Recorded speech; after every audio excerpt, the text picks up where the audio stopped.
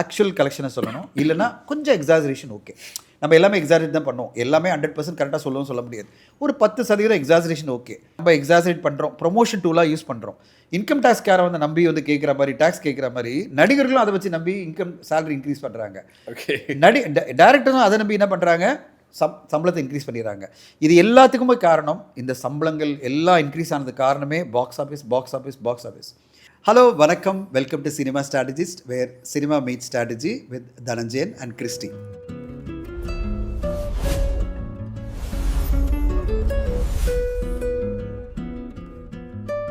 இந்த எபிசோடில் ஒரு இன்ட்ரெஸ்டிங்கான விஷயம் பற்றி பேச போகிறோம். அது என்ன பார்த்தீங்கன்னா, தமிழ் சினிமா ஒவ்வொரு பெரிய படம் வரும்போதும் பாக்ஸ் ஆஃபீஸ் வசூல் எவ்வளோ, அதுதான் வந்து எல்லாருடைய போட்டி. இந்த படத்துடைய வசூல் அந்த படத்தை பீட் பண்ணுமா அப்படின்னு சொல்லிட்டு பல போட்டிகள், பல என்ன சொல்கிறது, அனுமானங்கள் வந்து சோஷியல் மீடியாவில் வந்துகிட்டே இருக்கும்.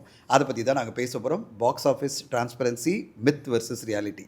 சார், நீங்கள் சொல்கிறது வந்து ஒரு காலத்தில் கலெக்ஷன் பற்றிலாம் வந்துட்டு ப்ரொடியூசர்ஸ் பயங்கரமாக யோசிச்சுட்டு இருப்பாங்க. இன்றைக்கி எவ்வளோ ஆயிருக்கு, முதல் நாள் எவ்வளோ அப்படின்ற மாதிரிலாம். அப்புறம் ஒரு காலகட்டத்துக்கு அப்புறம் ஹீரோஸ் வந்து யோசிக்க ஆரம்பித்தாங்க, நம்ம படம் கெத்தாக வந்து இவ்வளோ வசூல் பண்ணணும் அப்படின்ட்டு. இப்போது ஃபேன்ஸ் வந்து ரிலீஸுக்கு முன்னாடியே 200 கோடி, ரிலீஸுக்கு முன்னாடியே 500 கோடி. இப்போ ரஜினி சார் படம் வருது, விஜய் சார் படம் வருது, அஜித் சார் படம் வருது, கமல் சார் படம் வருது அப்படின்னா ரிலீஸுக்கு முன்னாடியே இந்த படம் இவ்வளோ சம்பாரிச்சிருச்சு அப்படின்னு. இப்போ ரீசெண்ட் டைமில் வந்துட்டு 2K கிட்ஸோட சூப்பர் ஸ்டார்னு சொல்லிட்டு பிரதீப் பிரகடாதில் சொல்கிறாங்க.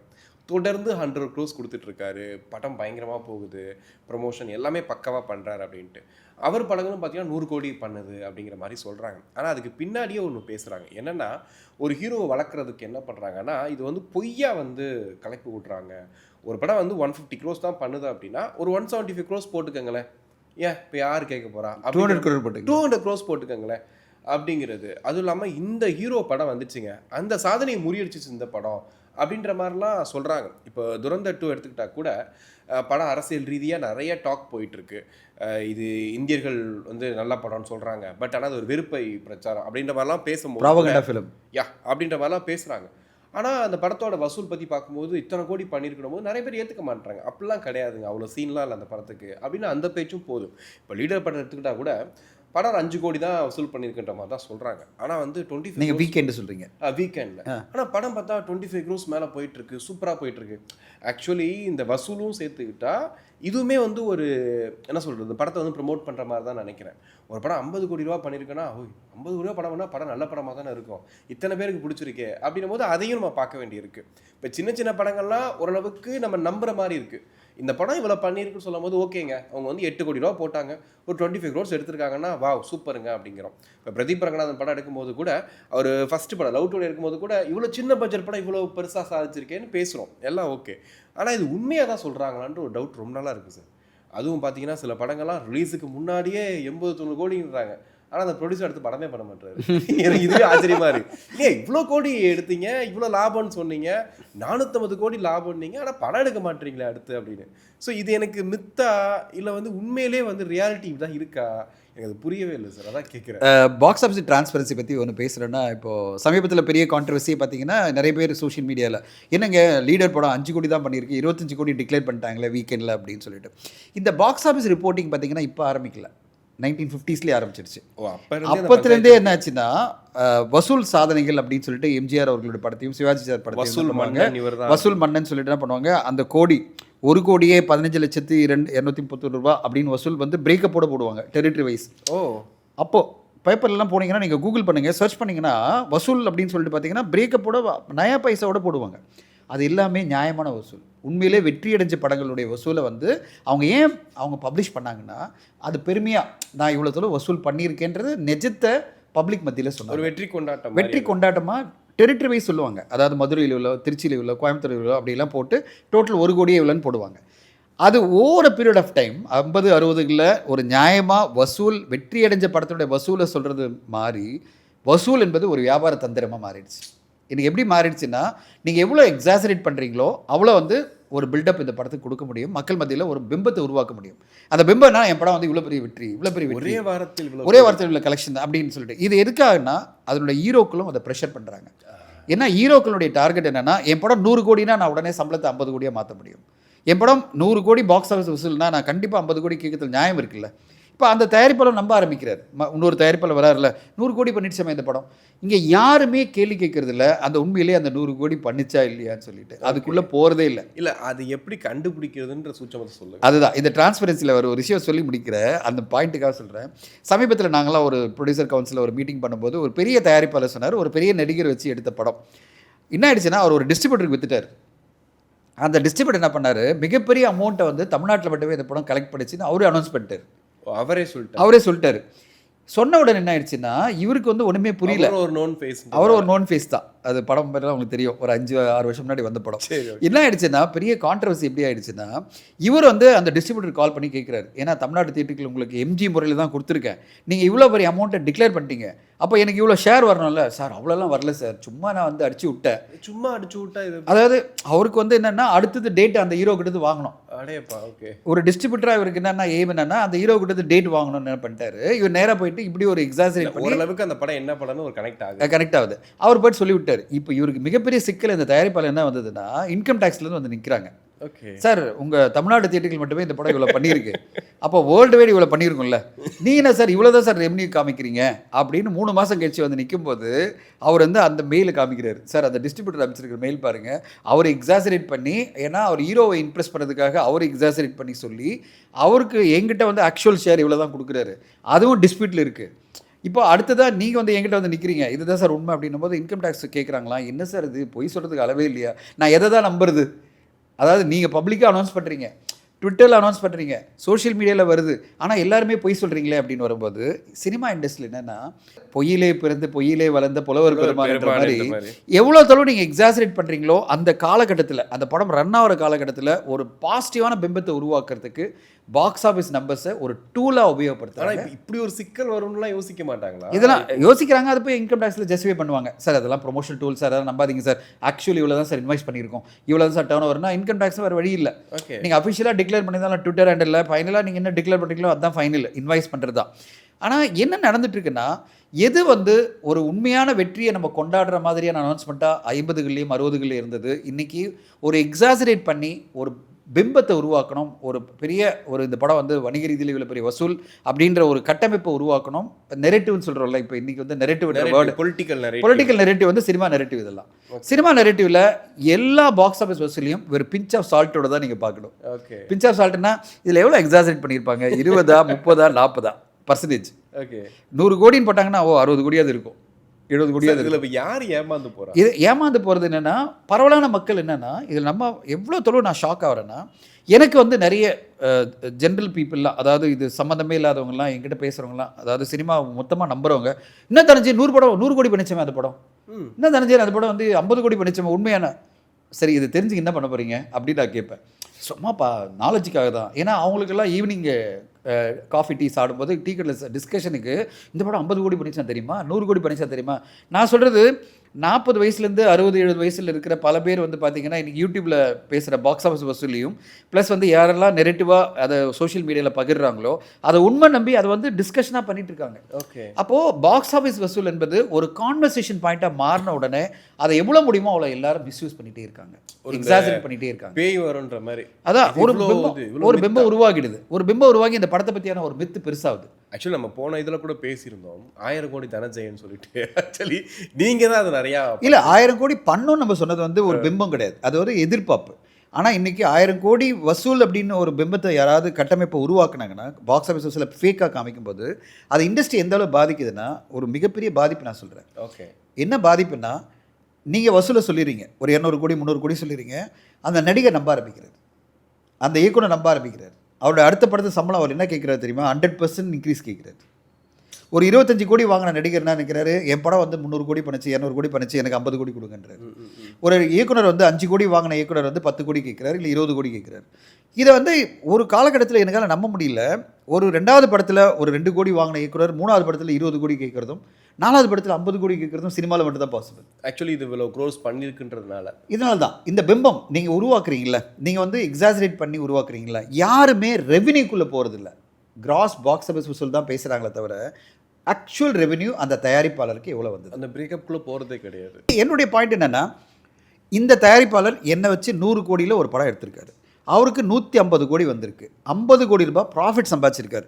அந்த 50 கோடி ப்ராஃபிட்டில் எனக்கு ஒரு 10 கோடி கொடுங்கன்னு கேட்குறது நியாயம். ஒரு நடிகரோ ஒரு இயக்குனரோ. ஆனால் கிராஸ் பாக்ஸ் ஆஃபீஸ் வசூல் வந்து 100 கோடி பதில் லாஸ்ட் படம் 100 கோடி பண்ணிச்சு, என் படம் வந்து 150 கோடி பண்ணிச்சு. அந்த 50 கோடியில் 25 கோடி கேட்குறது எந்த விதத்தில் நியாயம்? ஓகே. ஏன்னா ஒரு 100லேருந்து 150 கோடி கிராஸ் பாக்ஸ் ஆஃபீஸ் வசூல் பண்ணியிருக்கலாம். ஆனால் தயாரிப்பாளர் எவ்வளோ வரும்? 150 கோடியில் 40% தான் வரும். இப்போ கணக்கை பார்த்தீங்க வச்சுங்களேன், ஒரு உதாரணம் சொல்லிடுறேன். 100 கோடி ரூபாய் கிராஸ் பாக்ஸ் ஆஃபீஸ் வசூலில் உங்களுக்கு எவ்வளோ வரும்? ஒரு ப்ரொடியூசர் பார்த்தீங்கன்னா 40%. அப்படின்னா 40 கோடி தான் அவருக்கு வரும். இது கால்குலேஷன் கேட்டிங்கன்னா 26% வந்து டேக்ஸில் போய்டும். ஓகே. 18% வந்து ஜிஎஸ்டி. இப்போது லோக்கல் பாடி டேக்ஸ் வந்து 4%. அப்போ 22% உங்களுக்கு வந்து 100 கோடியில் எவ்வளோ போயிடுது? 22 கோடி டேக்ஸ் போயிடுச்சு. அப்போ பேலன்ஸ் எவ்வளோ இருக்குது? 78 கோடி. 78 கோடியில் டிஸ்ட்ரிபியூட்டருக்கு 10% நீங்கள் கொடுக்கணும். அப்போ 78 கோடியில் 10% அவர் எடுத்துக்கிட்டாங்கன்னா 8 கோடி கிட்ட போயிடுச்சு. அப்போ எவ்வளோ ஆக்சுவலி கையில் இருக்குது? 70 கோடி இருக்குது. அதில் தியேட்டர் ஓனர் எவ்வளோ எடுத்துப்பாங்க? அவங்க 40% எடுத்துப்பாங்க. அப்போ 70 கோடியில் 40% எடுத்தது எவ்வளோ இருக்குது? 28%. 28 கோடி போயிடுச்சு. அப்போ 70ல் 28 போச்சுன்னா இவர் எவ்வளோ நிற்குது? 42 கோடி நிற்குது.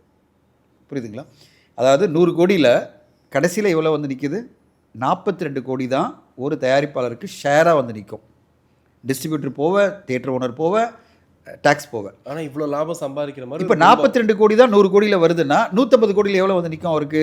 மேக்ஸிமம் போனால் 60 கோடி வந்து நிற்கும், இல்லை 58 கோடி நிற்கும். அப்போ 48 கோடியிலேருந்து 58 கோடினா 10 கோடி தான் டிஃப்ரென்ஸ் வருது. 42 கோடியிலேருந்து 58 கோடினா 16 கோடி தான் அவர் எக்ஸ்ட்ரா நிற்குது. ஆனால் டேரக்டரும் ஆக்டரும் என்ன நம்புறாங்க? 50 கோடி எக்ஸ்ட்ரா பண்ணிடுச்சு என் படம், அதனால் எனக்கு 25 கோடி கொடுங்கன்றார். ஆனால் தயாரிப்பாளருக்கு எவ்வளோ வந்தது எக்ஸ்ட்ராவா?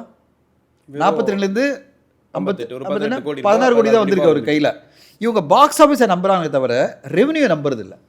ஸோ ஒரு நடிகரும் ஒரு தொழில்நுட்ப கலைஞரும் பார்க்க வேண்டியது எப்பவுமே என்னென்னா, ஒரு தயாரிப்பாளருக்கு வந்த revenue, not the box office cross வசூல். ஆனால் அது பெருமையாக பார்க்குறாங்கல்ல. அது பெருமையாக பார்த்து நம்ம எக்ஸாசரேட் பண்ணுறோம், ப்ரொமோஷன் டூலாக யூஸ் பண்ணுறோம். இன்கம் டேக்ஸ் கேரை வந்து நம்பி வந்து கேட்குற மாதிரி, டேக்ஸ் கேட்குற மாதிரி நடிகர்களும் அதை வச்சு நம்பி இன்கம் சேலரி இன்க்ரீஸ் பண்ணுறாங்க. ஓகே. டேரக்டரும் அதை நம்பி என்ன பண்ணுறாங்க? சம்பளத்தை இன்க்ரீஸ் பண்ணிடுறாங்க. இது எல்லாத்துக்குமே காரணம், இந்த சம்பளங்கள் எல்லாம் இன்க்ரீஸ் ஆனது காரணமே பாக்ஸ் ஆஃபீஸ். இந்த எல்லா பப்ளிக்கும் காமன் பீப்புளெலாம் வந்து பாக்ஸ் ஆஃபீஸ் மேலே காமிச்ச அந்த இன்ட்ரெஸ்ட்டு, அதை பற்றியான கான்வர்சேஷன் என்ன ஆயிடுச்சுன்னா, இன்றைக்கி சம்பளங்கள்லாம் அதிக லெவலில் போய் நிற்கிது. ஓகே. ஒரு 2 கோடி வாங்கின நடிகர் இன்றைக்கி வந்து 8 கோடி கேட்குறதும், 10 கோடி கேட்குறதும், 20 கோடி 15 கோடி வாங்கின நடிகர் இன்றைக்கி வந்து 50 கோடி கேட்குறதும், 25 கோடி வாங்கின நடிகர் 100 கோடி கேட்குறதும். இது எல்லாத்துக்கும் காரணமே இந்த பாக்ஸ் ஆஃபீஸ் ரிப்போர்ட்டிங். இல்லை, இது பிஆர் பண்ணுறாங்களா? ஏன்னா இப்போது பெரிய பெரிய ஹீரோஸ் படங்கள் வரும்போது ட்விட்டரில் நிறைய பார்க்குறோம். அவங்க வந்துட்டு நாங்கள் இதில் பார்த்தோம், இதில் பார்த்தோம், இதில் வந்திருக்குன்னு சொல்லிட்டு அவங்க சொல்கிற அமௌண்ட்டை இன்றைக்கி முன்னணி சேனல்ஸ், செய்தி சேனல்களே என்ன பண்ணுறாங்கன்னா, இவ்வளோ கோடி வசூல் பண்ணதாக சொல்கிறாங்கன்னு ஒரு விஷயத்தை போடுறாங்க. இப்போ எல்லாருமே வந்து அதிகாரப்பூர்வ அறிவிப்பு வரும்னு வெயிட் பண்ணுறது கிடையாது. இப்போ வந்து யூத் படம் அப்படி பண்ணியிருக்க அப்படின்னா அந்த டீம் சொல்கிறத எடுத்து போடுறது வேறு விஷயம். அதை தாண்டி 100 கோடி ரூபா அந்த படம் பண்ணியிருக்குன்னு சொல்லிட்டு வேற ஒரு சேனலில், ஏதோ ஒரு சேனலில் சும்மா போட்டாங்கன்னு வச்சுக்கோங்களேன். இதை பார்க்கக்கூடிய மக்கள் என்ன பண்ணுறாங்க? ஓ, இந்த படம் 100 கோடி ரூபா பண்ணியிருக்கா அப்படின்னு. அப்போ இது ஒரு கைண்ட் ஆஃப் பிஆராக போயிட்டு இருக்கு இல்லையா? 100%. விஜய் சார் படம் எல்லாத்துலேயுமே இந்த ஒரு கான்ட்ரவர்சி வரும். இப்போ இந்த படம் இவ்வளோதாங்க பண்ணியிருக்கு, ஆனால் இவ்வளோ சொல்லியிருக்காங்க. பிகாஸ் ஆஃப் ஒரு 170 crores கிட்ட வந்து சம்பளம் வந்து டிமாண்ட் பண்ணுறாரு. நீ 200 crores வந்து சம்பளம் வாங்குறாருன்னா காரணம் வந்து இந்த மாதிரி தான் அப்படின்னு. இதில் என்னென்னா, இவ்வளோ சம்பளம் வாங்குறாங்களான்றதே நமக்கு ஒரு பெரிய சந்தேகமாக தான் இருக்குது. ஏன்னா இப்படி சொல்லி என்ன ஆகுதுன்னா, அவர் வீட்டுக்கே ரைடு போயிட்டாங்க மாதிரி ஆயிடுது. இல்லை, இது என்னென்னா, நம்ம வந்து ஒரு தயாரிப்பாளர் என்ன நினைக்கிறாரு, ஒரு திரைப்படத்தை ப்ரொமோட் பண்ணுறதுக்கான ஒரு டூலாக வந்து பாக்ஸ் ஆஃபீஸை யூஸ் பண்ணுறாங்க. இப்போ துரந்தர் வந்து 1500 கோடி 2000 கோடிலாம் அவங்க போட்டுகிட்டே இருக்காங்க. பல பேர் கமெண்ட்டில் கொடுக்குறாங்க, யோ 1500 கோடி கூட பண்ணல, ஆனால் நீ பாட்டு எக்ஸாசரேட் பண்ணுற அப்படின்னு சொல்கிறாங்க. இப்போ வந்து லீடர் படத்துக்கு சொல்கிற மாதிரி. இப்போ என்ன பிரச்சனைனா, நீங்கள் எவ்வளோ தொழில் இது ப்ரொமோஷனாக நீங்கள் யூஸ் பண்ணுறீங்களோ ஓகே ஃபைன், அது உங்களுக்கு அந்த நேரத்தில் உபயோகமாக இருக்கலாம். ஆனால் இண்டஸ்ட்ரிக்கு அது எவ்வளோ பெரிய பாதிப்பு உருவாக்குதுன்னா, அதை எல்லாரும் நம்ப ஆரம்பிக்கிறாங்க. எல்லாருமே நம்ப ஆரம்பிக்கிறாங்க, காமன் மேன் நம்ப ஆரம்பிக்கிறாங்க, இன்னொரு தயாரிப்பாளர் நம்புறாரு. இல்லை, இப்போ இது எப்படி சரி பண்ணுறது சார்? சரி பண்ணுறதுன்னா ஒரே வழிதான் இருக்குது. தயாரிப்பாளர்கள் பொறுப்புணர்வோடு நடந்துக்கணும். நான் எக்ஸாசரேட் பண்ண முடியாதுன்னு நான் சொல்ல மாட்டேன். 10% எக்ஸாசரேட் பண்ணலாம். இப்போ வந்து 20 கோடி பண்ணுதுன்னா 25 கோடி சொல்லுங்கள், பெரிய தப்பு இல்லை. இல்லை சார், பண்ணலாம்னு சொல்லாமே, பண்ணுச்சுன்னு சொன்னது தப்பு. அதான், இப்போது 25 கோடி நீங்கள் வந்து 10% 20% பண்ணும்போது பெரிய லெவலில் இண்டஸ்ட்ரி பாதிக்காது. 20 கோடி பண்ண படத்தை நீங்கள் வந்து 40 கோடி போட்டிங்க வச்சுங்களேன், 100% இன்க்ரீஸ் பண்ணி போடும்போது உங்களுடைய ஒரு பிம்பத்தை உருவாக்கணும். நான் படத்தை வெற்றி அடைய வச்சுட்டேன், நான் பெரிய லெவலில் சக்ஸஸ் பண்ணிட்டேன், நீங்கள் யாருக்கும் ஒரு பிம்பத்தை உருவாக்குறீங்கன்னா என்ன காரணம்னா, ஓடிடி வியாபாரமெல்லாம் இன்றைக்கி பாக்ஸ் ஆஃபீஸ் வசூலில் லிங்க் பண்ணியிருக்கு. அங்கே ஒரு பிம்பத்தை உருவாக்கணும் நினைக்கிறேன். அவனுக்கு உண்மை தெரியும்ல. இல்லை, அவங்க செக் பண்ண மாட்டாங்க, ரிப்போர்ட் எல்லாருமே ரிப்போர்ட் பண்ணுறாங்கல்ல. ட்ராக்கர் நினைக்கிற எல்லாரும் ரிப்போர்ட் பண்ணுறாங்க. இப்போ ட்ராக்கர் எப்படி ரிப்போர்ட் பண்ணுறாங்க? நான் பல ட்ராக்கர் வந்து ரிப்போர்ட் பண்ணும்போது நான் உடனே அவங்களுக்கு மெசேஜ் போடுவேன். யார் உனக்கு சொன்னாங்கன்னு? சார் ப்ரொடியூசர் தான் சார் சொன்னார், பிஆர் போட சொன்னார் சார், போட்டேன்னுவாங்க. அதான். ஏன்னா அவங்களுக்கு யாருக்குமே டைம் கிடையாது. ஓகே. இது வெரிஃபை பண்ணுறதுக்கு டைமே இல்லை. நான் சொல்லுவேன், ஓரளவாவது கொஞ்சம் வெரிஃபை பண்ணுங்கப்பா. கொஞ்சமாவது டிஸ்ட்ரிபியூட்டர்கிட்ட ஃபோன் பண்ணி கேளுங்க, யார்ட்டாவது வெரிஃபை பண்ணி போடுங்க. நீங்கள் பாட்டு அப்படியே காப்பி பேஸ்ட் பண்ணி போட்டுறீங்க. அதை எல்லாம் நம்பி ஆரம்பிச்சு டெலிவிஷன் சேனலில் அது போட்டுடுறான். நியூஸ் சேனல் என்ன பண்ணுறான்? பாப்புலர் ட்ராக்கர்ஸ் எல்லாம் போட்ட உடனே அதை உண்மை நம்பி அவன் ட்வீட் பண்ண அவன் வந்து போஸ்ட் பண்ணிட்டான். இந்த படம் இத்தனை கலெக்ஷன் பண்ணிடுச்சு, இவ்வளோ பாக்ஸ் ஆஃபீஸ் வசூல் பண்ணிடுச்சு அப்படின்னு ரிப்போர்ட் பண்ண உடனே அப்படி பரவலான மக்களும் நம்ப ஆரம்பிச்சிடறாங்க. ஏன்னா நியூஸ் சேனலே வந்துடுச்சு இல்லை. இப்போ இதை வந்து என்ன பண்ணுறாங்க? நேஷனல் லெவல் சேனல், இதோட முக்கியமாக நேஷனல் லெவல் மீடியா இதை பிக்கப் பண்ணுறான். எது இவங்க பண்ணுற இந்த எக்ஸாஜரேட்டட் பாக்ஸ் ஆஃபீஸ் வசூலில் national level PR, national level media, national level television channel அதை பிக்கப் பண்ணி போடும்போது கடைசியில் நீங்கள் போய் கூகுள் பண்ணி பார்த்தீங்கன்னா அந்த நம்பர் ஃபைனல் ஆகிடுது. அதோட விக்கிபீடியாவில் சில படங்களில், என்னுடைய படங்களில் பார்த்துருக்கேன், அந்த வசூலில் வந்து ஒரு படத்துக்கு போட்டிருந்தாங்க, பேர் சொல்லவாடா, டேரக்டர் கத்துவார். அவர் வந்து திடீர்னு அந்த வசூல் பார்த்து நான் சொன்னேன், எப்போயா என் படங்களை வசூல் படிச்சு நீயே போட்டு விட்ட அப்படின்னா, அப்புறம் போய் விக்கிபீடியாவில் யார் பண்ணது பார்த்தா, எடிட் பண்ணது பார்த்தீங்கன்னா ஃபேன் கிளப்பில் பண்ணியிருக்காங்க. ஓகே. அவங்க ஃபேன் கிளப் வந்து நான் வந்து நிஜமாக போட சொல்லியிருந்தேன். ஆக்சுவலி பண்ணது வந்து ஒரு 40 கோடி வச்சிங்களேன், 40 கோடி போடுங்கன்னு. அது வந்து 75 கோடி போட்டிருந்தாங்க. நான் சொன்னேன் 75 கோடி யாரையா போட்டது பார்த்தா எடிட் பண்ணி வீட்டுக்கு ரைடு வந்திருப்பாங்க. இப்போ ரைடு வரதில்லை, நம்மளுக்கே ஒரு ஷாக் ஆகுது, யாரா இது 75 கோடி போட்டிருக்காங்க. அப்புறம் இன்னொரு படத்துக்கு 100 கோடி போட்டிருந்தாங்க. அப்போ நான் பார்க்குறேன், இப்போது ஃபேன்ஸ்க்கு வந்து என்னன்னா விக்கிபீடியாவில் போய் எடிட் பண்ண முடியும். இப்போ விக்கிபீடியாவில் போய் எடிட் பண்ணிடுறீங்க. இதை வந்து யூஸ் பண்ணுறவன், டேட்டாவாக யூஸ் பண்ணுறவன், சோர்ஸாக யூஸ் பண்ணுறவன் என்ன பண்ணுறான்? இதுதான் ஹிஸ்ட்ரி நம்புறான், வரலாற்றா பொய்யை நம்புறான். இது வந்து 23ஆம் புலிகேசி மாதிரி தான். 23ஆம் புலிகேசி ஞாபகம் இருக்கா உங்களுக்கு? அதை தான் வந்து என்னோட முக்கியமான பாயிண்ட்டை சொல்ல விரும்புகிறேன். அதாவது இம்சை அரசர் 23ஆம் புலிகேசியில் ஒரு 6 பேக் வச்சுட்டு ஒரு கட் அவுட் ஒன்று இருக்கும், அதில் போய் தலையை வச்சு மாற்றிருப்பாங்க. யார் வந்து வடிவேல் நிற்பார். வடிவேல் நின்று அதை அப்படியே வந்து ட்ராயிங் பண்ணுவான். ட்ரா பண்ணிகிட்டே இருப்பான். ஒருத்தர் வந்து கேட்பார், அரசே இது இந்த மாதிரி நீங்கள் இல்லையே, இந்த மாதிரி ஒரு இது வந்து ஃபோட்டோ உங்களை வந்து வரைஞ்சி அதை வந்து வச்சுட்டா நாளைக்கு மக்கள் இதை நம்ப ஆரம்பிச்சிட மாட்டாங்களா, அதுதானே நோக்கம் அப்படின்னு. 20 வருஷம் கழிச்சு வர 100 வருஷம் கழிச்சு இதுதான் நான் இப்படி தான் இருந்தேன்னு நம்புவாங்கல்ல அப்படின்றாரு சார். ஆக்சுவலி இப்போ இந்த விஷயத்தில் நான் அதிகமாக இதை பற்றி பேசப்பட்ட ஒரு நடிகர்னு பார்த்தீங்கன்னா சிவகார்த்திகேயன் எடுத்துக்கலாம். வரிசையாக 100 கோடி கொடுக்குறாரு, 75 கோடி கிராஸ் பண்ணிடுறாரு படம். இப்போ டாக்டருக்கு அப்புறம் மாவீரன் அடுத்தடுத்து ஹிட்டு கொடுக்குறாரு அப்படின்னு. இப்போ பராசக்தியாக அந்த லிஸ்ட்டில் வந்துச்சு. வரும்போது இந்த படம் இவ்வளோ கோடி வசூல் பண்ணியிருக்குன்னு வாரம் வந்து ப்ரமோஷன் நடக்குது. இன்னொரு பக்கம் அது அரசியல் ரீதியாக விஜய்க்கு எதிராக அந்த மாதிரி படங்கள், அந்த விஷயங்கள், திமுகவோட படம், இந்த மாதிரி விஷயங்களால இன்னொரு பக்கமும் ஒரு கேம்பெயின் நடக்குது. என்னென்னா இந்த படம் அவ்வளோ வசூலே பண்ணலை அப்படின்னு சொல்லிட்டு. ஆனால் அவங்க போட்டே இருக்காங்க, இத்தனை கோடி பண்ணிச்சுன்னு. இப்போ வரைக்கும் அது மித்து மாதிரி தான் பார்க்குறாங்க. உண்மையிலே பராசக்தி எவ்வளோ பண்ணியிருக்குது, ஏன்னா இவ்வளோ கோடி பண்ணியிருக்குன்னு சொல்லிட்டு அவங்க சொல்கிறாங்க, அவங்க சைட்லேருந்து அஃபிஷியலாக சொல்கிறாங்க. இன்னொரு சைடு அதெல்லாம் கிடையாதுங்க, இது வேணும்னே வந்து இவங்க சொல்கிறாங்க அப்படின்னு. இதில் விஜய் சாருக்கு அப்புறம் எனக்கு சிவகார்த்திகேயன் தான் அதிகமாக மாட்டியிருக்காருன்னு நினைக்கிறேன். அது மாதிரி படம் ரிலீஸ் ஆன உடனே அந்த போயிடுறது, உடனே வந்து நம்ம ஃபாரினில் வந்து இந்த படம் எவ்வளோ ஆயிருக்கு அப்படின்னு. அங்கே பார்த்தா 40-50 சீட்டு ஃபுல்லாகிடுச்சுங்க, 75% வந்து அங்கே சீட்டு காலி ஆகிடுச்சு அப்படின்னு அங்கே சொல்கிறாங்க. பட் அங்கே இருக்க நண்பர்கள் என்ன சொல்கிறாங்கன்னா, அப்படிலாம் ஒன்றும் இல்லைங்க, 10 பேர் தான் படத்துக்கு வந்திருக்காங்க அப்படின்ட்டு. அப்போ யார் புக் பண்ணுறா, யார்? இதுதான் வந்து முக்கியமான ஒரு விஷயம் தான் நடக்குதுன்னா, இன்றைக்கி பாக்ஸ் ஆஃபீஸ் வசூலில் இன்க்ரீஸ் பண்ணி காமிக்கிறதுக்காக நிறைய இந்தியில் நடக்கிற விஷயம் என்ன தெரியுமா? Corporate booking, bulk booking, fake booking. Okay. என்னென்னா நீங்கள் ஆன்லைனில் புக் பண்ணலாம், நீங்கள் ஆடியன்ஸ் உள்ளே வந்து தான் புக் பண்ணணும் அவசியம் இல்லை. நீங்கள் 100 டிக்கெட் பண்ணலாம், 500 டிக்கெட் பண்ணலாம். இன்றைக்கி தமிழ் சினிமாவில் அது வந்தது தான் மிக வருத்தத்துக்குரிய ஒரு விஷயமாக நான் பார்க்குறேன். இன்றைக்கி தமிழ் சினிமாவில் என்னென்னா, படம் நீங்கள் வந்து ரிலீஸ் பண்ணும்போதே முதல் நாள் ஃபுல்லாக ஒரு 40 காட்சிகளில் வந்து எல்லாம் புக் பண்ணிவிடுவாங்க. டிக்கெட்டை புக் பண்ணிவிட்டு அது ஃபேக்கான புக்கிங். இப்போ என்ன, அது உங்களுக்கு ட்ரெண்டிங்கில் வரும். எதில்? புக் மை ஷோவில் ட்ரெண்டிங்கில் காமிக்கும். ஏன்னா 4000 டிக்கெட் பண்ணிங்கன்னா உங்களுக்கு வந்து லாஸ்ட் 1 ஹவரில் 4000 டிக்கெட். இது வந்து நீங்கள் ஒரு பிம்பத்தை உருவாக்குறீங்க, கட்டமைப்பு உருவாக்குறீங்க. லாஸ்ட் 1 வீக் 1 ஹவரில் 2000 டிக்கெட் விற்றுருக்காங்க. லீடருக்கு இருக்குது சார், லீடருக்கு 9.5 ரேட்டிங் இருக்குது. அது வேறு IMDb ரேட்டிங்.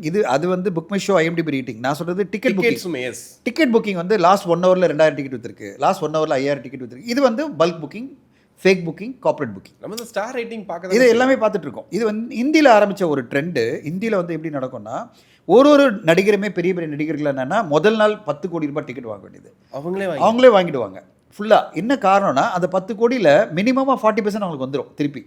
நான் சொன்னல அந்த கால்குலேஷன் சொன்னல, அதில் 40% அவங்களுக்கு வந்துடும் திருப்பி. அப்போ 4 கோடி வந்துட்டு போகுது. ப்ரொமோஷன் காஸ்ட் எவ்வளோ? 6 கோடி தான். இப்போ அவங்க என்ன நினைக்கிறாங்க, அந்த ப்ரொமோஷன் காஸ்ட்டு 6 கோடி போனால் ப்ராப்ளம் இல்லை, 3 நாட்கள் 18 கோடி செலவானாலும் பிரச்சனை இல்லை. ஆனால் 10 கோடி கேரண்டி ஆகிடுச்சு பாக்ஸ் ஆஃபீஸ் வசூல் இல்லை. அப்போது 3 நாட்கள் 30 கோடி கேரண்டி ஆகிடுச்சு. ஜென்யூனாக அந்த படம் 70 கோடி பண்ணாலும் 100 கோடின்னு காமிக்க முடியும்.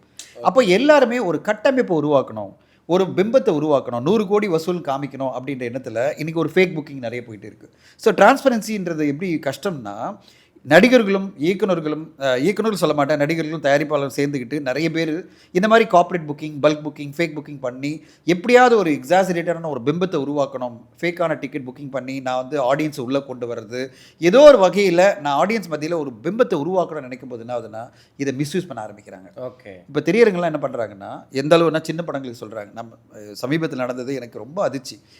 பெரிய பெரிய நிறுவனங்கள்லாம், அதாவது திரையரங்கு வச்சுருக்கவங்களாம் என்ன சொல்கிறாங்க, சின்ன படத்தை நீங்கள் போடணுன்னா 3 நாட்களுக்கு எனக்கு நீங்கள் டிக்கெட் வாங்கணும், அவங்களே வாங்கணும், நீங்கள் ப்ரொடியூசர் வாங்குங்க, அப்போ தான் நான் ஷோ கொடுப்பேன். இது என்ன நியாயம்? எப்படி இப்போது நான் படத்தை தான் எடுக்க முடியும். இப்போ எந்த அளவு வந்துட்டாங்கன்னா பெரிய பெரிய மல்டிப்ளெக்ஸ் எல்லாம் என்ன சொல்கிறாங்க, சார் நாங்கள் ஷோ கொடுக்குறோம், 2 ஷோ கொடுக்குறோம், 2 ஷோவில் மினிமம் நீங்கள் வந்து 50 டிக்கெட் வாங்கணும், அப்போ 100 டிக்கெட் பர் டே வாங்கணும் அந்த காம்ப்ளெக்ஸில். ஓகே. அப்போ 4000 டிக்கெட் நீங்கள் கேரண்டி பண்ணுங்கள், அப்போ நான் ஷோ போடுறேன். இல்லை, அப்போ யாருக்கு போட்டு யார் இந்த படத்தை பார்க்கணும்? இப்போ யார் அனுப்புறது? நான் சொல்வேன், சார் டிக்கெட்டை வாங்கிடுறது ஓகே சார், நான் யாரை அனுப்புறது? அது பரவாயில்ல, நீங்கள் அனுப்புறீங்களோ இல்லையோ, எம்பியோ இல்லையோ, அதை நாங்கள் பார்த்துக்கிறோம். இல்லை, எங்களுக்கு புக்கிங் ஆகணும். ஓகே. இல்லைனா நான் ஷோ கொடுக்க மாட்டேன். இல்லைனா ஒரு ஷோ கொடுக்குறேன், எப்போ ஆட் ஷோ கொடுக்குறேன், எப்போ 11 மணிக்கு கொடுக்குறேன், இல்லை காலைல 8 மணிக்கு 9 மணிக்கு கொடுக்குறேன். யார் போய் பார்க்க போகிறாங்க? என்ன விஜய் படம், அஜித் படமா? 9 மணிக்கு 11 மணிக்கு. இப்போது சமீபத்தில் வந்து நடந்தது நீலிரான்ற படத்தினுடைய ஷோ எல்லாம் பார்த்தீங்கன்னா, நான் பலோசாவில் ரெகுலராக பார்க்குறது என்னன்னா, நான் சாலிகிராமத்தில் இருக்கேன், நான் பலோசாவில் பார்க்குறேன். அந்த படத்தினுடைய ஷோ 10:50 PM தான் இருக்குது. ஒரு ஷோ இப்போ நான் பார்க்கணுன்னு ஆசைப்பட்றேன். அப்போ நம்ம ப்ரீமியருக்கு நம்ம சாட்டர்டே வீக்கெண்ட்னா ஓகே. இப்போ வீக் டேஸில் எப்படி நான் 10:50 நான் போக மாட்டேன். நான் 10 o'clock மேலே படத்துக்குலாம் போகிறது இல்லை. அது வீட்டில் பார்க்குறது ஓகே, வெளியில் போயெல்லாம் நான் பார்க்க மாட்டேன். இப்போ நான் வந்து நான் மெசேஜே போட்டேன் அந்த தயாரிப்பாளருக்கு, என்னங்க இது அங்கங்கே ஒரு ஆட் ஷோ ஒன்று கொடுத்துட்டு 10:50 பலாசாலை போட்டால் எப்படிங்க போய் பார்க்குறதுன்னு போட்டால் பதிலே இல்லை. அவரே ஷாக்கில் இருக்கார், என்னடா இப்படி ஷோ அலோகேட் பண்ணியிருக்காங்களேன்னு. நான் எதுக்காக சொல்ல வரேன்னா, இன்றைக்கி மல்டிப்ளெக்ஸ்லாம் என்ன பண்ணுறாங்க, ஏதோ நீங்கள் டிக்கெட்டை வாங்குங்க, இல்லைன்னா நாங்கள் பண்ண மாட்டோன்றாங்க. எதுக்கு காரணம்னா, இப்படி தயாரிப்பாளர்கள்லாம் டிக்கெட்டை வாங்கி ஃபேக் புக்கிங் பண்ணி, பல்க் புக்கிங் பண்ணி ஒரு பழக்கத்தை உண்டு பண்ணி, அதான் ஒரு பழக்கத்தை உண்டு பண்ண உடனே தேட்டர் ஓனர்லாம் என்ன சொல்கிறாங்க, நீங்கள் அப்படி டிக்கெட் வாங்க, நான் ஷோ கொடுக்குறேன்றாங்க. ஓகே. இல்லைனா ஷோ கொடுக்க மாட்டேன்னு சொல்கிறாங்க. சார், இப்போ இதில் விக்ரம் படம் வந்து பண்ணி படம் ரிலீஸ் ஆகி இந்த வெற்றி கொண்டாட்டம்னு ஒரு நிகழ்ச்சி நடத்துகிறாங்க. அதில் வந்து ஓப்பனாக ஸ்டேஜில் வந்துட்டு ப்ரொடியூசரும் சரி, டிஸ்ட்ரிபியூட்டரும் சரி, ரெட்ஜைனும் சரி என்ன பண்ணுறாங்கன்னா ஓப்பனாக சொல்கிறாங்க, இவ்வளோ கோடி பண்ணிச்சு, இவ்வளோ கோடி இருந்துச்சு, இவ்வளோ கோடி எனக்கு கிடச்சிருக்கு அப்படின்னு. இது வரைக்கும் யாருமே இப்படி சொன்னது இல்லைன்னு சொல்லிட்டு.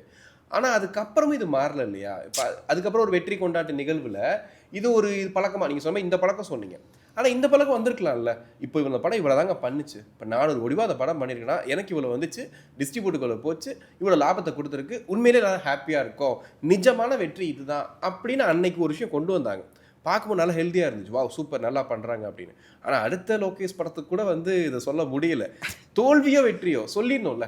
இப்போது அண்ணாத்தன்னு ஒரு படம் வந்துச்சு சார். அந்த படத்தை வந்துட்டு பயங்கர ட்ராலும் பண்ணாங்க, படம் சரியாக போகலை அப்படி இப்படிலாம் சொன்னாங்க. இன்னொரு பக்கம் பார்த்தீங்கன்னா ஒரு முட்டு கொடுத்துட்டே இருந்தாங்க, என்னன்னா படம் வசூல் பண்ணிடுச்சு, ரஜினி சார்னு ஒரு வேல்யூ வந்து கிடச்சிருச்சு அப்படின்னு. அது யார் பண்ணான்னு கேட்டிங்கன்னா, அந்த ப்ரொடக்ஷனும் பண்ணாங்க, இன்னொரு பக்கம் வந்து இவங்களும் ஃபேன்ஸும் பண்ணாங்க, இல்லைங்க இந்த படம் வந்து பண்ணிடுச்சு அப்படின்ட்டு. அப்போது ஒரு படம் தோற்று போனால் கூட, அந்த படம் வந்து சரியாக போகலை, மக்கள் கனெக்ட் ஆகலாம் கூட, அதையும் வெளிப்படையாக சொல்கிறது யோசிக்கிறாங்க. ஆனால் இந்த மாதிரி ஒரு ஹெல்த்தியான விஷயத்தை ஏன் சொல்ல தயங்குறாங்க? இப்போது இதில் வந்து ஒரு விஷயத்தை நான் அக்னாலேஜ் பண்ணோம். சுரேஷ் காமாட்சி சார் வந்து தயாரிப்பாளராக இருக்கார். அவர் வந்து மாநாடு படத்தை எடுத்தபோது அவருக்கு பயங்கரமான ப்ரெஷர், 100 கோடி டிக்ளேர் பண்ணுங்கள், 150 கோடி டிக்ளேர் பண்ணுங்கன்னு ஏதோ ப்ரெஷர் இருந்தது போல இருக்குது. எங்கேருந்து வந்து தெரியாது. அவர் வந்து எங்களோட மீட்டிங்கில் வந்து எங்கிட்ட சொல்லும்போது நான் உண்மையிலே அவர் வந்து அப்ரிஷியேட் பண்ணேன். அவர் என்ன சொன்னார், நான் ஆக்சுவல் கலெக்ஷன் தான் போடுவேன்னு சொன்னாரா. அவங்க போடாதுன்னு சொல்லிட்டாங்க. நீ இந்த ஆக்ஷன் கலெக்ஷன் போட்டீங்கன்னா எனக்கு வந்து ஒரு பிம்பம் ஒன்று இருக்குல்ல, இந்த படம் மிகப்பெரிய வெற்றின்னு சொல்லிட்டு. அவர் என்ன சொன்னார், என் படம் மிகப்பெரிய வெற்றி, ஆனால் நீ கேட்குற நம்பர்லாம் நான் போட மாட்டேன், 100 கோடி நான் போட மாட்டேன், நான் வந்து எவ்வளோ கலெக்ஷன் ஆச்சோ 85 கோடியோ 90 கோடியோ நான் அதை தான் போடுவேன்னு சொல்லும்போது, இல்லை 80 கோடி பண்ணால் 100 கோடி போட்டால் என்ன பிரச்சனை அப்படிலாம் கேட்கும்போது அவர் போட மாட்டேன்னு சொல்லியிருக்காரு. அந்த மாதிரி தயாரிப்பாளர்கள் இருக்கணும். இல்லை அதை தான் நான் கேட்குறேன். தயாரிப்பாளர்கள் என்னன்னா, அவர் ஏன் நிற்கிறாருன்னா, சார் 80 கோடி 100 கோடி போட்டதுனால எனக்கு என்ன பிரயோஜனம், ஒன்றும் கிடையாது, நான் எதுக்கு போடணும், தேவையில்லாத கான்ட்ரவர்சி உருவாகும், நான் போட மாட்டேன் அப்படின்னு நிற்கிறார் பார்த்தீங்களா. அந்த மாதிரி தயாரிப்பாளர் நின்னாதான் அவர் கடைசியில் எதுவுமே, அதாவது பாக்ஸ் ஆஃபீஸ் வசூல் எவ்வளோ ஆச்சுன்றதை டிக்ளேரே பண்ணாமல் போயிட்டார். ஏன்னா டிக்ளேர் பண்ணால் ஹீரோ அப்செட் ஆகிடுவார். இவருக்கு மனசாட்சி கேட்கல அதிகமாக டிக்ளேர் பண்ணுறதுக்கு எக்ஸாஜரேட் பண்ணி அப்படியே நிறுத்திட்டார். நான் சொல்ல வர்றது, ஒரு தயாரிப்பாளராக நம்மளுக்கு கடமை என்னென்னா, இந்த இண்டஸ்ட்ரிக்கு நான் குறைந்தபட்ச பொறுப்புணர்வோடு நான் என்ன பண்ணணும்னா, ஆக்சுவல் கலெக்ஷனை சொல்லணும், இல்லைனா கொஞ்சம் எக்ஸாஜரேஷன் ஓகே. நம்ம எல்லாமே எக்ஸாஜரேட் தான் பண்ணுவோம், எல்லாமே 100% கரெக்டாக சொல்ல முடியாது. ஒரு 10% எக்ஸாஜரேஷன் ஓகே. நான் 40% எக்ஸாஜரேட் பண்ணுவேன், 50% எக்ஸாஜரேட் பண்ணும்போது நீங்கள் வந்து இண்டஸ்ட்ரியை சீட் பண்ணுறீங்க, இண்டஸ்ட்ரியில் தவறான ஒரு கட்டமைப்பு உருவாக்குறீங்க, இது மூலமாக இண்டஸ்ட்ரியை பெருசாக பாதிக்கிறீங்க. ஒரு டிரான்ஸ்பரன்சியே இல்லாத ஒரு இண்டஸ்ட்ரியாக, ஃபேக்கான ஒரு இண்டஸ்ட்ரியை நம்ம உருவாக்குறோம், கட்டமைப்பு உருவாக்குறோம். அதனால் நடிகர்கள் அதிக சம்பளம் கேட்குறாங்க, பட்ஜெட் இன்க்ரீஸ் ஆகுது, அண்ட் ஃபேன்ஸ் வர உருவாக்குறீங்க.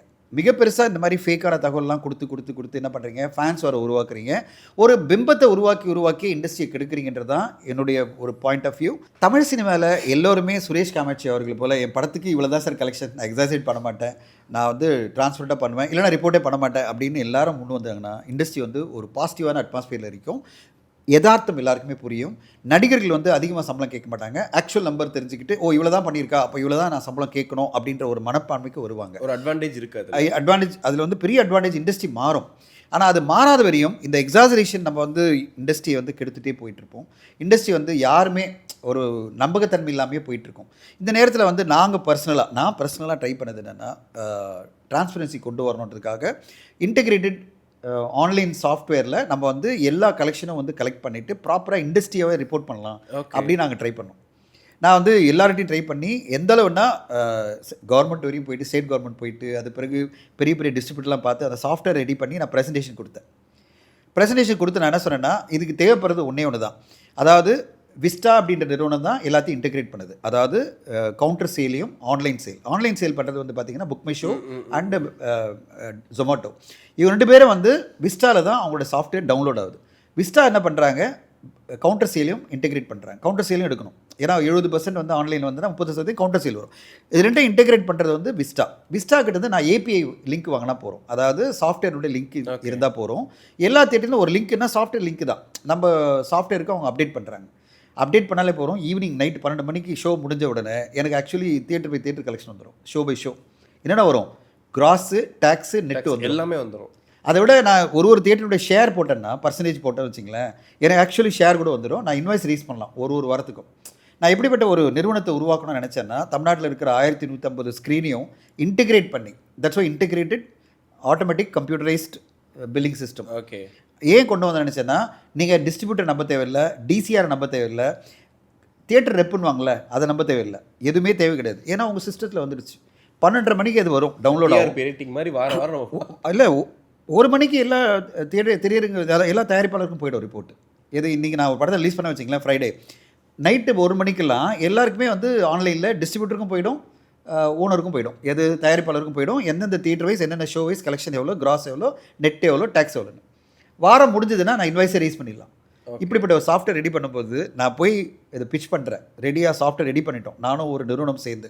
இது எதுக்குன்னா, ஒன்று சர்வீஸு, இன்னொன்று வந்து இது எஃபிஷியண்ட்டான ஒரு way of running a system. இதில் யாருமே ஃபேக்காக சொல்ல முடியாது, எல்லாருமே ஆக்சுவல் நம்பர் வந்து ஒத்துக்கிட்டாங்களா? ஒத்துக்கவே இல்லை. நான் போய் நின்ன உடனே எல்லாரும் எதுக்கு நல்லா தானே போயிட்டுருக்கு, இது எதுக்கு மாத்திரை அப்படின்னு ஆரம்பித்தாங்க. அடுத்த கட்டமாக சொல்கிறாங்க, சார் நாங்கள் ஏதோ நம்பர் ரிப்போர்ட் பண்ணி ஒரு ப்ரொமோஷன் பண்ணுறோம், ஆனால் உங்ககிட்ட ஆக்சுவல் நம்பர் இருக்கும். இப்போ நாளைக்கு உங்கள் சாஃப்ட்வேர் யாராவது டச் பண்ணிட்டான்னா, ஆக்சஸ் பண்ணிட்டான்னா அவனுக்கு ஆக்சுவல் நம்பர் தெரிஞ்சிடும். நான் 75 கோடி தான் கிராஸ் வசூல் பண்ணியிருக்கு ஆக்சுவலி, நீங்கள் நான் 100 கோடி பப்ளிசைட் பண்ணுற வச்சிங்களேன், உங்கள்கிட்ட ரிப்போர்ட்டில் எடுத்துட்டாங்கன்னா நான் ஃபேக்காக பண்ணது எக்ஸ்போஸ் ஆகிடும். சார் அதெல்லாம் வேணாம் சார், எங்கள் நம்பர் எங்களுக்கு மட்டும் இருந்தால் போகிறோம், உங்களுக்கு தெரியணும்னு அவசியம் கிடையாது. நான் என்ன தனஞ்சனுக்கு இல்லை, எந்த ஒரு கம்பெனிக்கும் தெரியக்கூடாது, வெளியாளுக்கு யாருக்குமே தெரியக்கூடாது, அதனால் இது வேணான்னு. ஆனால் இதே நீங்கள் ஹாலிவுட் எடுத்துட்டீங்களும், இதே நீங்கள் வந்து இன்டர்நேஷ்னல் எடுத்துட்டிங்கனாலும், காம்ஸ்கோர், ரென்ட்ராக், இது எல்லாமே நயா பைசா டாலரோட ஆக்சுவல் கலெக்ஷன் அங்கே இருக்கும். இல்லை இதெல்லாம் என்ன பெனிஃபிட்? இப்போ அவங்க சொல்கிற பாயிண்ட் ஆஃப் வியூ கரெக்டு தானே. இப்போ ஒருத்தங்க கிட்டே இவ்வளோ நான் வசூல் பண்ணியிருக்கேன், நீங்கள் வியாபாரத்தையோ என்னோடைய அமௌண்ட்டையும் நான் வெளியே காட்டக்கூடாதுன்றது வந்துட்டு யூஸ்வல். இப்போ நான் என் சேலரியை கேட்கும் போது நான் எல்லார்ட்டையும் ஓப்பனாக சொல்ல முடியாது, இவ்வளோதான் சேலரி, கரெக்ட், இவ்வளோ கொடுக்குறேன்ட்டு. அந்த மாதிரி யோசிக்கிறது கரெக்டு தானே. ஆனால் இண்டஸ்ட்ரி சைஸ் எப்படி தெரியும் உங்களுக்கு? எக்ஸாஜரேஷன் தான் நீங்கள் போயிட்டுருக்கீங்க. இப்போ இதே வந்து ஹாலிவுட் எடுத்துட்டிங்கன்னா எக்ஸாக்ட்லி அவதார் 3 எவ்வளோ பண்ணுச்சுன்னு உங்களுக்கு தெரியும், டாலர் பை டாலர் தெரியும். ஆமாம், அங்கே இந்த பிரச்சனை வருது. ஏன் வருதுல்ல? அங்கேயே வந்து இப்போது மிஷன் இம்பாசிபிள் 4th இல்லை வந்து F1 எவ்வளோ பண்ணுச்சு போய் பாருங்கள், காம்ஸ்கோர் ரெக்கார்டிங் வந்துடும். காம்ஸ்கோரில் கண்ட்ரி பை கண்ட்ரி கொடுப்பான், இத்தனை டாலர் பண்ணியிருக்கு, $1 மில்லியன் இந்த கண்ட்ரியில் எவ்வளோ பண்ணியிருக்கு, எப்படி காம்ஸ்கோர் ரெக்கார்ட்ஸ் எவ்ரி கலெக்ஷன். அந்த டிரான்ஸ்பரன்சி ஏன் வருதுன்னா, அங்கே ஹாலிவுட் ஸ்டுடியோஸ் எல்லாமே இதை வந்து ப்ரொமோஷன் டூலாக யூஸ் பண்ணுறதே கிடையாது. அவங்கள பொறுத்தவரையும் ஆக்சுவல் நம்பர் என்ன, இண்டஸ்ட்ரி ஓவராலாக எவ்வளோ பண்ணியிருக்குன்றது தெரியணும், அப்போ தான் இண்டஸ்ட்ரிக்கு நல்லது. இப்போது ஒரு இன்வெஸ்ட்மெண்ட்டும் ஆக்சுவலாக தெரியணும்னு நினைக்கிறீங்களா, இன்வெஸ்ட்மெண்ட்டை எக்ஸாஜரேட் பண்ணி காமிச்சிட்டே இருந்தீங்கன்னா கேள்வி வந்துட்டே இருக்கும் உங்களுக்கு அரசியலில். இன்னைக்கு நீங்கள் வந்து 1 லட்சம் கோடி வந்ததுன்னு சொன்னீங்கன்னா அங்கே வந்து எல்லாரும் இன்னங்க 25,000 கோடி தான் வந்ததுன்ற மாதிரி ஆளாலும் கமெண்ட் பண்ணுறாங்களே. நீங்கள் டிரான்ஸ்பரண்டாக இருந்தால் எல்லாமே டிரான்ஸ்பரண்டாக இருந்தால் எந்த பிரச்சனையும் இல்லைல்ல. இப்போ இண்டஸ்ட்ரி வந்து இவ்வளோ தான் கலெக்ட் பண்ணியிருக்கு நீங்கள் ஓப்பனாக காமிச்சிங்கன்னா கிளியர் கட்டாக இண்டஸ்ட்ரி எவ்வளோ ஆக்சுவல் பண்ணியிருக்கு, எவ்வளோ கிராஸு, எவ்வளோ டேக்ஸ் கட்டியிருக்கோன்னா நீங்கள் கவர்மெண்ட் போய் பேசலாம். நாங்கள் இவ்வளோ கிராஸ் வசூல் இந்த வருஷம் பண்ணியிருக்கோம், 3,000 கோடி பண்ணியிருக்கோம், இவ்வளோ ஜிஎஸ்டி கட்டியிருக்கோம், இவ்வளோ லோக்கல் பாடி டேக்ஸ் கட்டியிருக்கோம், எங்களுக்கு இதை பண்ணி கொடுங்க, நம்மளால் கேரண்டியாக நம்பர்ஸோட போய் ப்ரெசென்ட் பண்ண முடியும். இப்போ எல்லாருமே குத்துமதிப்பாக தான் பேசிகிட்டு இருக்கோம், எல்லாருமே எக்ஸாஜரேஷன் தான், எல்லாமே ஒரு அந்த ப்ரொடியூசரை தாண்டி யாருக்குமே எக்ஸாக்டாக எவ்வளோ ஒன்றுமே தெரியாது. எல்லாருமே நீங்கள் பார்க்குறது, கேட்குறது, யூடியூப்பில் பார்க்குறதும், சோஷியல் மீடியாவில் பதிவு பண்ணுறதும் எக்ஸாஜரேட்டட் நம்பர் தான். என்னுடைய பர்சனல் பாயிண்ட் ஆஃப் வியூவில் இதுதான் நிஜம். இல்லை இப்போ நீங்கள் மந்த்லி மேகசினில் கொடுக்குறீங்க, நாங்கள் ரிப்போர்ட் பண்ண தான் கொடுக்குறோம். எங்களால் ஆக்சுவல் நம்பர் நம்மளால் போட முடியும். அவங்க என்ன ரிப்போர்ட் பண்ணுறாங்களோ அதை பண்ணவே முடியாது. அதை என்ன டிரான்ஸ்பரண்ட்டாக நம்மளால் கொடுக்கறது வழியே இல்லைல்ல. நீங்கள் இதே மட்டும் நான் சொன்ன அந்த ஏபிஐ வந்து லிங்க் கொடுத்தாங்கன்னா எக்ஸாக்ட் நம்மளுக்கு கையில் வந்துடும். ஆனால் அதை வந்து தயாரிப்பாளர் ஒத்துக்க மாட்டார். தயாரிப்பாளர் சொல்ல, சார் எல்லாருமே எக்ஸாஜரேட் பண்ணிட்டு இருக்காங்க, நான் மட்டும் ஆக்சுவல் நம்பர் ஏன் கொடுக்கணும் அப்படின்னு. அப்போ இண்டஸ்ட்ரி ஃபுல்லாகவே என்னென்னா இந்த இண்டஸ்ட்ரி இப்படி தான் இருக்கும். ஆனால் மைண்ட் செட் ஆகிடுச்சு இல்லை சார். இப்போ இவர் படம் இவ்வளோ கோடி பண்ணதுங்கிறது ஆடியன்ஸ் மைண்ட் செட்டும் வருது. இப்போ நெக்ஸ்ட் ஒரு மூவி எடுக்க போகிறாரு அப்படின்னா இதை வச்சு தானே அந்த மூவியோட பிஸ்னஸே மாறுது. கரெக்ட். இப்போ சிவகார்த்தியோட க்ரோத் எடுத்துக்கிட்டிங்கன்னா எல்லாரும் என்ன சொல்கிறாங்க, இவருக்கு இவ்வளோ தான் சேலரி, ஆனால் சிவகார்த்தியனுக்கு இவ்வளோ சேலரி அப்படின்னும் போது ஆட்டோமேட்டிக்காக என்னன்னா அது பின்னாடி அந்த நம்பர்ஸ் தான் 100 கோடி 150 கோடி அப்படின்ற பாக்ஸ் ஆஃபீஸ் வசூல் வந்து அது எக்ஸாஜரேட் பண்ணி காமிக்க என்ன ஆகுதுன்னா அவரோட சம்பளங்கள் இன்க்ரீஸ் ஆகிட்டே இருக்கு, இண்டஸ்ட்ரி மாறிட்டே இருக்கு, இண்டஸ்ட்ரியுடைய வயபிலிட்டி போயிட்டே இருக்கு. இண்டஸ்ட்ரி வயபிலிட்டி எப்போ கரெக்டாக வரும்னா ஆக்சுவல் நம்பர்ஸ் வரும்போது. நீங்கள் டிரான்ஸ்பரண்ட்டாக இருந்தீங்கன்னா அப்போ நடிகர்கிட்ட போய் சொல்லலாம். இல்லை இது எல்லா இண்டஸ்ட்ரியிலையும் இப்படி தான் இருக்கு. எல்லா இண்டஸ்ட்ரியிலும் இதான் பிரச்சனை. இந்தியில் இதே பிரச்சனை தான். இந்தியில் எக்ஸாஜரேஷன் டு த கோர். தெலுங்குல நம்ப மாட்டேங்க எந்த அளவு போயிட்டு இருக்குன்னா, சமீபத்தில் ஒரு படம் வந்தது அனகனக்கா ஒரு ரோஜின்னு 65 கோடி பண்ணும்போது 100 கோடி டிக்ளேர் பண்ணிட்டாங்க அந்த தயாரிப்பாளர்.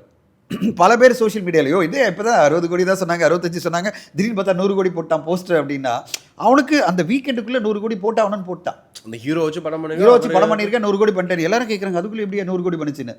அப்போது எல்லா இண்டஸ்ட்ரியுமே இந்த ஃபேக்கான நெரேட்டிவில் தான் இருக்காங்க. ஒரு எக்ஸாஜரேட்டடான பாக்ஸ் ஆஃபீஸ் வசூலில் தான் பண்ணணும்னு நினைக்கிறாங்களே தவிர ஒரு இண்டஸ்ட்ரியை நம்ம வந்து ஒரு ஹாலிவுட் மாதிரி நம்ம ஒரு ஹாலிவுட்டில் எப்படி ஒரு காம்ஸ்கோ ரெண்ட்ராக் கரெக்டாக ரிப்போர்ட் பண்ணதா. நீங்கள் ரெவன்யூ ஷேர் பற்றிலாம் பேசியிருந்தீங்க. அப்போ ரெவன்யூ ஷேர் பண்ணுறாங்கன்னு வச்சுக்கோங்க, படம் பண்ணி ரெவன்யூ ஷேர் பண்ணுறாங்க, ஹீரோக்கு உள்ள சேலரி எல்லாம் சொல்லி பேசிக்கிறாங்க. அப்போது அவங்க கேட்பாங்கல்ல அக்ரிமெண்ட் சைன் பண்ணதுக்கு அப்புறமா, நம்ம படம் 300 கோடி தான் பண்ணியிருக்குது, நீ ஏன் 400 கோடியும் போட்டு வச்சிருக்கேன்னு அவங்க கேட்டாங்கன்னா அது கேட்குறாங்களான்றது எனக்கு தெரியல. ஒருவேளை அவங்களும் காம்ப்ரமைஸ் ஆகிடுவாங்களோ இல்லை. நீங்கள் சொன்ன ஒரே பாயிண்ட், இந்த பாயிண்ட் முக்கியமாக அதை சொல்லி முடிக்கணும்னு ஆசைப்பட்றேன். அவங்க ரெவன்யூ ஷேர் எப்போ வருவாங்கன்னா டிரான்ஸ்பரன்சி வந்தால் தான் வருவாங்க. அதான் நான் கேட்குறேன். அவங்க என்ன சொல்லுவாங்கன்னா, சார் உங்களை எப்படி நம்புறது, 100 கோடி பண்ணுச்சுன்னு சொல்கிறீங்க, அப்புறம் எங்கிட்ட வந்து 70 தான் பண்ணுச்சுன்னு சொல்கிறீங்க ஆக்சுவலு, அப்போ நீங்கள் ஃபேக்காக சொன்னீங்கன்னா அது ஃபேக்கு தானே, எல்லாமே ஃபேக்கு. அப்போ நான் எப்படி நம்புறது? நடிகர்கள்லாம் ஏன் வந்து ஃபிக்ஸ்டு சேலரி டிமாண்ட் பண்ணுறாங்க, எனக்கு வந்து நான் வந்து ரெவன்யூ ஷேர் வரமாட்டேன்னு சொல்கிறாங்கன்னா ஒரே பயம் என்னென்னா, நீங்கள் எக்ஸாஜரேட் பண்ணி ப்ரொமோட் பண்ணுறத அம்மா ஏதாவது அடிச்சு விடுவீங்க, கடைசியில் வந்து எனக்கு வந்து வேறு நம்பரை கொடுப்பீங்க, அப்புறம் வந்து எங்கிட்ட பொய் சொல்கிற மாதிரி ஆகிடும். அதனால் வேணாம் சார், எனக்கு உங்களுக்கு எந்த சம்மந்தம் வேணாம், சம்பளம் மட்டும்தான், சம்பளத்தை கொடுத்து நீங்கள் போயிட்டே இருங்க. என்னைக்கு டிரான்ஸ்பரன்சி வருதோ நீங்கள் ஆர்டிஸ்ட் கிட்ட சொல்ல முடியும், சார் பாக்ஸ் ஆஃபீஸ் வசூல் நான் கொடுக்கல, கிறிஸ்டி கொடுக்குறாரு, அவர் கம்பெனி வச்சுருக்காரு, அந்த வசூல் நீங்கள் பாருங்கள். தமிழ்நாடு ஃபுல்லாக எவ்வளோ கலெக்ஷனாக இருக்குது உங்களுக்கு தெரியும், ஷேர் எவ்வளோன்னு தெரியும்.